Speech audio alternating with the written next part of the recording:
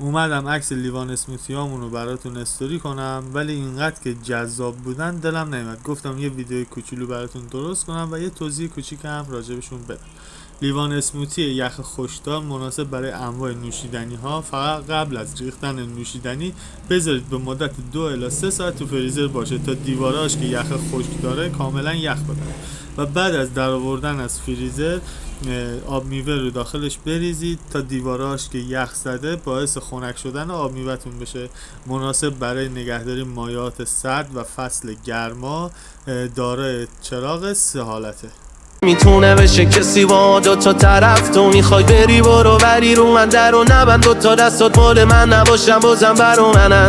من که خیلی وقت کشیدم ازت بیرون، پس تو خوابم هم نیا نزا بشم بیرون تر هستن. هرچی میخوای برو پشت سرم بگو، نمیخوام رو تنم بمونه عطر تنت بزور. الان که تنهایی